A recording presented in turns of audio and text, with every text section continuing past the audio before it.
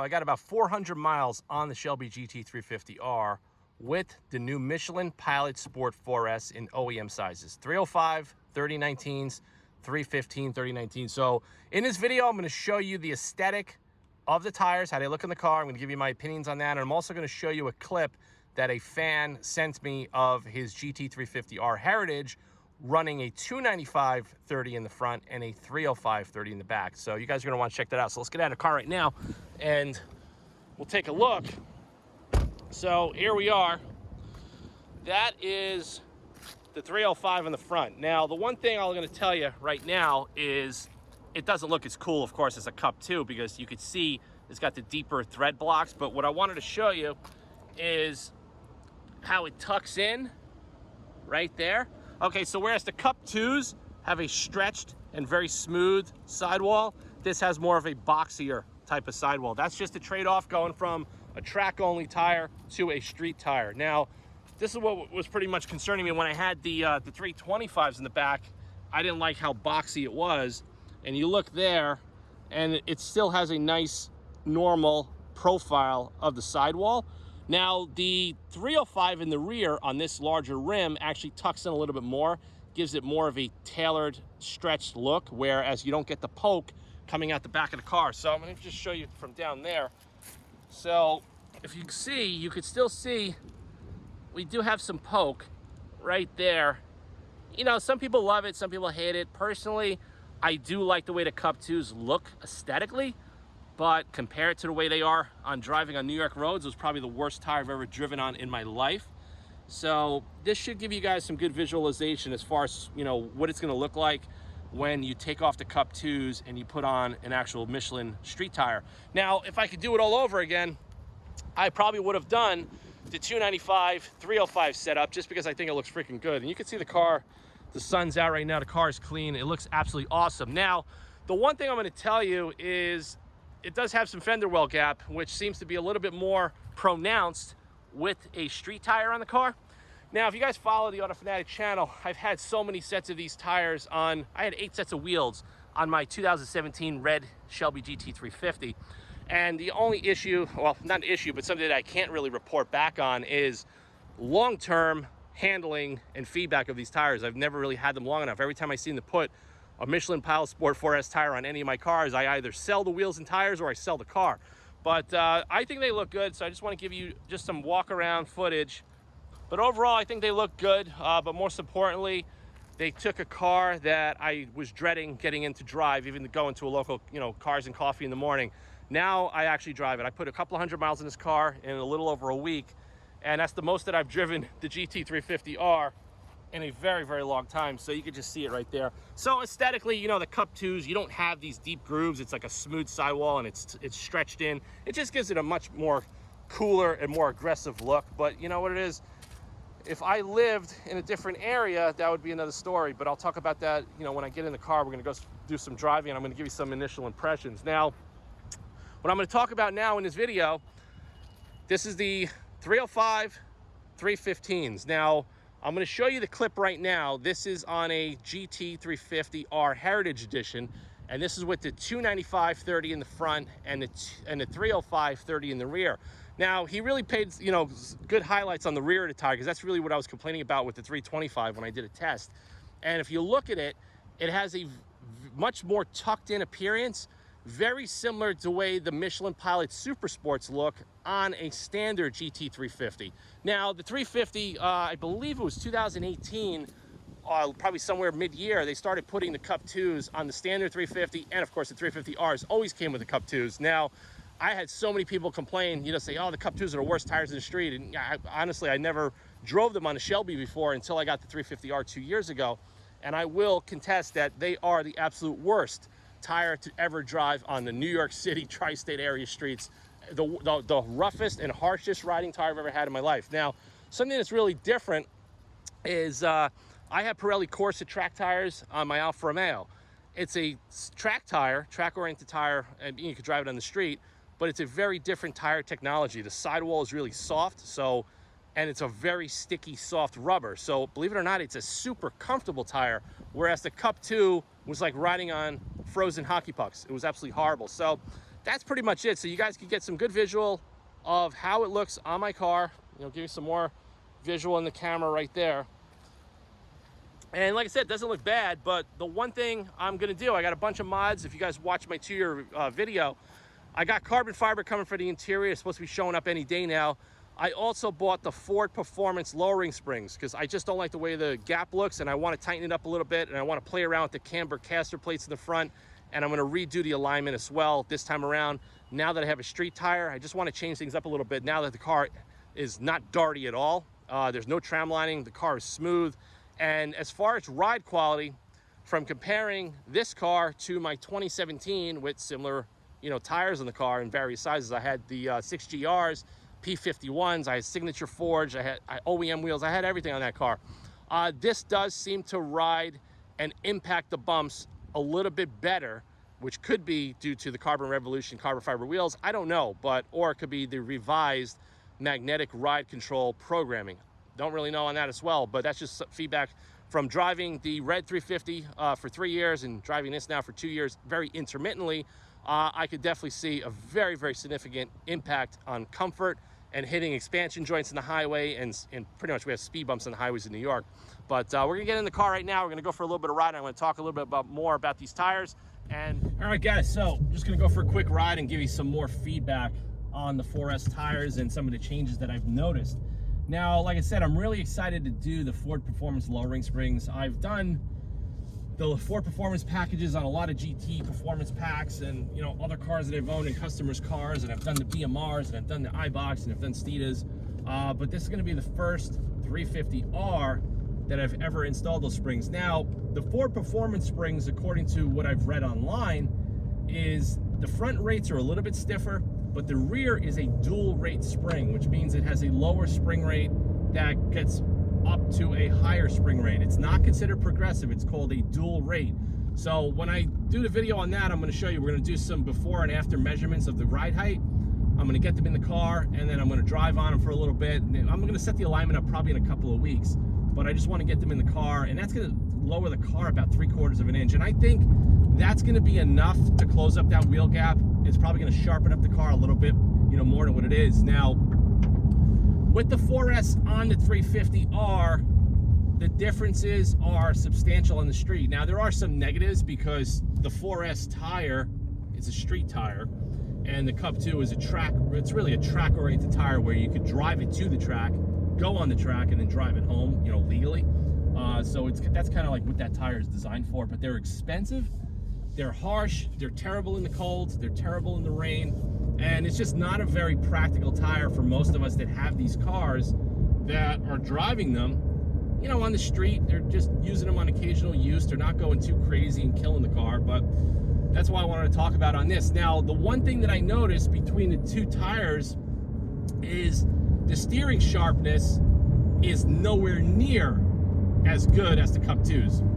Whereas the Cup2s, you could pretty much go like this and the car would transition immediately. Now, you know, we have a street compound, we have thicker shoulder blocks, which is going to cause more deflection on the road. They're also brand new. You know, maybe if these tires are worn out after a couple of thousand miles, it would probably help with reaction time. But I'm just going to tell you for now, that's the feedback that I'm going to get you, that the steering definitely got a bit slower.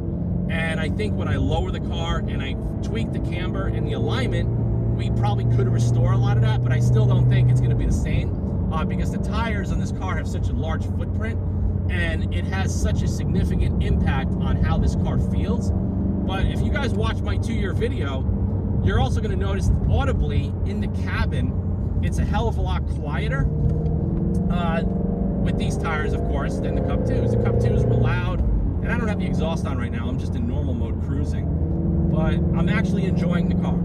That was why I did this. I wanted to either sell the car or do something to the car to enjoy it, and I got so frustrated. And then when the tire rack called me, he says, Phil, the tires that you ordered in July are available. Do you want them? I said, just ship them. I was like, I have to do something to this car because I love the car so much, and the market is going through the roof, and you know, it's increasing in value. So I have a tangible asset that is going up in value, and if I want to take it out, I can take it out and enjoy it, and I'm not going to really, you know, lose too much money on it. But I was hating this car. Every time I wanted to get in it and drive it, I was hating it. Whether I was going to a show, I was going to hang out with friends. I wanted to do content. It was just a nightmare because the ride quality was just killing my body, and I couldn't take it anymore. And that's why I was really thinking about selling it several times. Traded in, for an older Ferrari, like a 458. I was even looking at 430 Scuderias, because those cars actually ride a lot better than this. But I just never found the right car, and I'm kind of glad that I held on to this and I did a tire swap. But like I said, I'm just going through these corners at regular speeds. I'm not going crazy, but the car is drivable. Now it's a street car. With the Cup2s, it's a full-blown track car. The tram lining is pulling you everywhere. You hit a little manhole cover and it's like boom, a shock right into your back, because the way the rear IRS catapults you in the back of the car as it oscillates over bad roads in New York. But so far from driving on it, like a couple hundred miles, I'm happy with it. Probably the best $1,500 that I spent on this car, as of now. I hope the springs don't kind of mess the car up, because I'm really happy with it right now, the way it feels. And I do have a good thought that maybe the springs are going to make the car feel even better. You have a heavier gauge steel spring, which is going to help the NVH when you hit bumps, as far as knocking some of that out and making it feel a little bit firmer and nicer. And you also have the possibility that with the dual rate, where we're going to a lower rate on the rear through local roads, it's probably going to be much more comfortable. Now, I've driven on the iBox, and the back of the car does get a little bouncy, and that's not the effect that I'm really going for. It actually makes my body feel worse, but we're going to see what it does. But overall, I think these tires are pretty cool. Now, another thing with the slower steering I want to mention is the weight of the tires. There's a pretty big difference between the Cup2s and the Michelin Pilot Sport 4S in the OEM sizes. Now, the Cup2s are 26 pounds in the front and 28 pounds in the rear, okay? The 4S's are 29 pounds front and rear.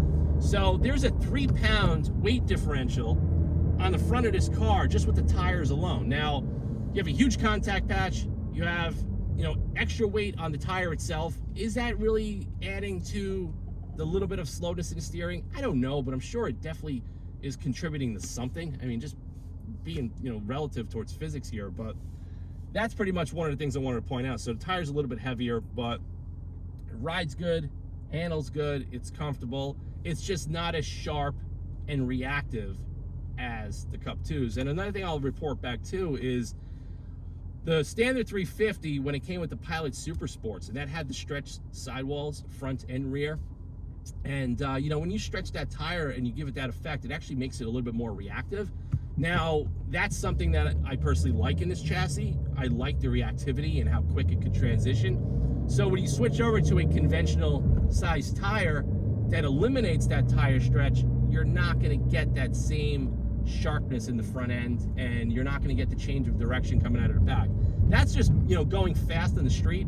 I drove it all up in northern Connecticut, all up north in New York, on some really nice sweeping back roads at high speeds. And these are just feedback that I pretty much noticed from driving the car and owning these cars for so damn long. But like I said, I could enjoy the car. Like, I just hit a puddle and I'm not skidding out like the Cup2s would. And it's about 48 degrees today.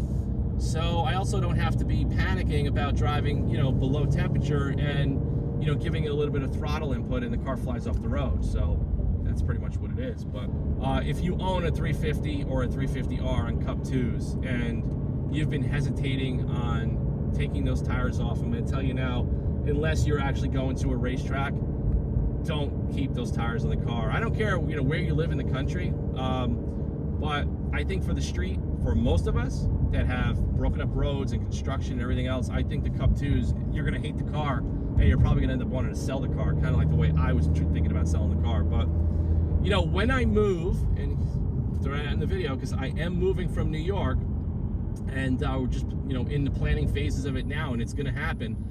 I think if I go to an area, and that's the goal, is to go to an area where much smoother roads, less congestion, and where I can enjoy my cars, and also create more content. And I also want to do some stuff with Auto Fanatic, with driving tours, and I have a whole bunch of stuff on the plate.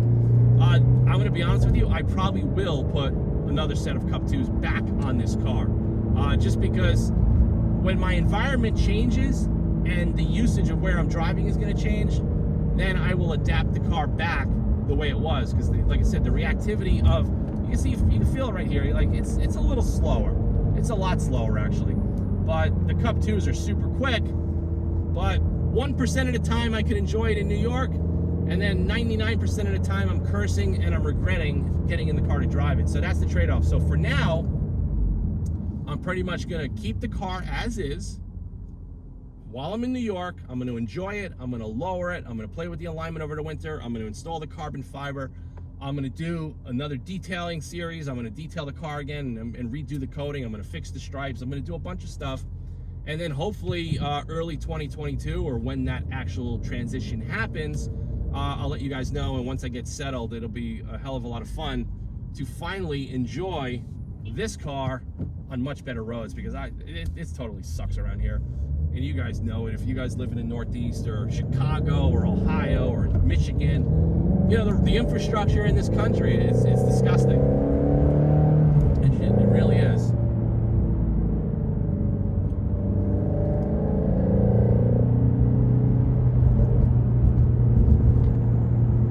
Yeah, so that's pretty much my biggest complaint.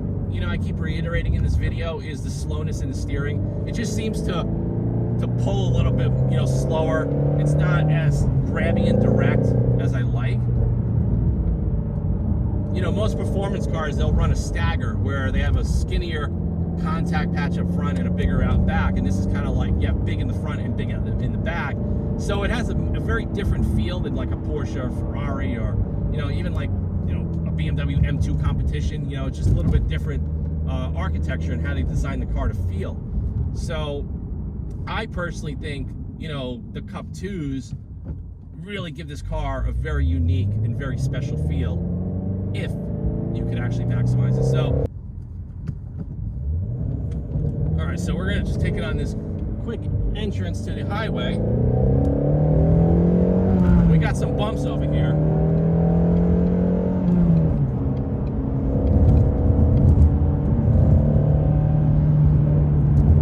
Confidence going through here, but it's, oh my God, is it more comfortable.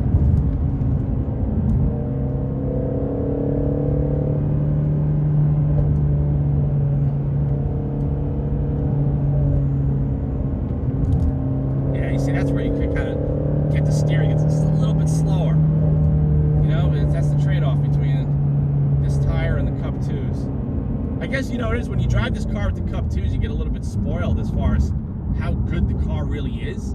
I mean, if you really think about this car, I mean, you don't have anything really sophisticated. It's not, you know, an aluminum monocoque. It doesn't have aluminum subframes and, you know, all this high-tech stuff that a lot of the European, more expensive manufacturers do. But, you know, considering what they did and what they started with, this car is damn good, impressive. And I tell you, the wheels and tires on this chassis, no matter whether you have a GT or a Shelby, it makes a huge difference on this car. It really does. But the Cup2s were definitely designed into the GT350R's pedigree and as far as that feel. But like I said, I'm hitting these bumps. There's speed bumps and expansion joints all on the highway. And I'm not complaining. I'm going to switch it over into sport mode.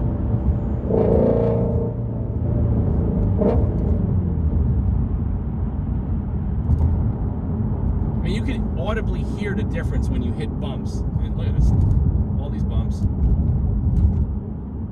It's just quieter in the cabin, you know? It doesn't give you that shock, you know, like riding on those Cup2 hockey pucks.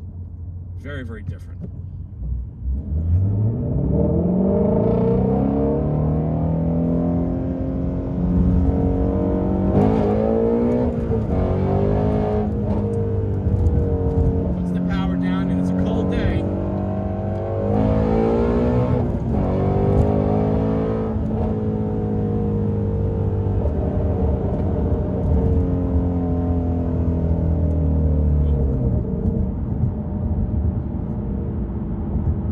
In front of the police. Well, anyway, I'm going to end this video. Thanks for watching. Stay tuned for more content. Before I get in trouble, I'm signing off. Take care, guys.